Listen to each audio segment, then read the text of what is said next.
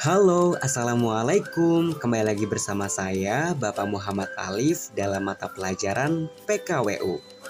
Pada kesempatan kali ini, kita akan membahas tentang produk kerajinan dari bahan lunak.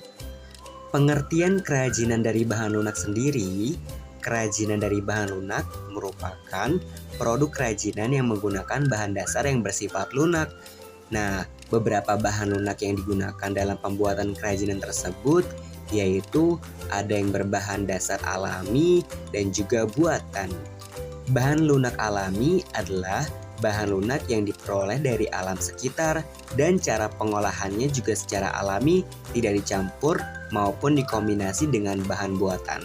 Contohnya, bahan lunak alami yaitu yang kita kenal seperti tanah liat, serat alam, dan kulit.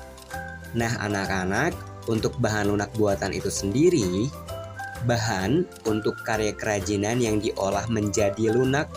Beragam karya kerajinan dari bahan lunak buatan dapat dibuat berdasarkan bahan yang digunakan, seperti bubur kertas, gipsum, lilin, sabun, spons, dan sebagainya.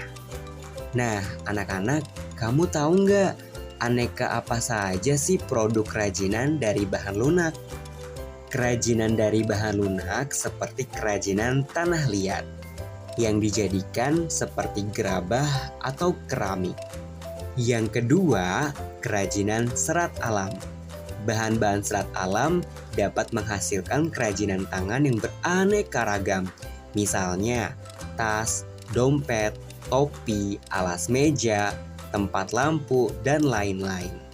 Kerajinan kulit, kerajinan ini menggunakan bahan baku dari kulit yang sudah disamak, kulit mentah atau kulit sintetis. Contohnya, tas, sepatu, wayang, dan jaket. Serta kerajinan bahan lunak buatan yang sering kita temui yaitu kerajinan gipsum. Gipsum merupakan bahan mineral yang tidak larut dengan air dalam waktu yang lama.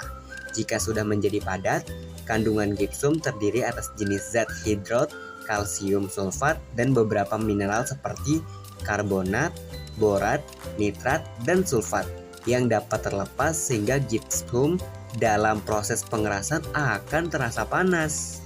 Selain itu, fungsi produk kerajinan dari bahan lunak ada fungsinya juga nih anak-anakku. Karya kerajinan dari berbagai benda pakai atau yang kita kenal sebagai karya kerajinan sebagai benda pakai. Kemudian karya kerajinan sebagai benda hias. Jadi fungsi produk kerajinan dari bahan lunak itu ada dua, sebagai benda pakai dan juga sebagai benda hias. Sampai di sini ada yang ingin ditanyakan, boleh chat di kolom komentar ya.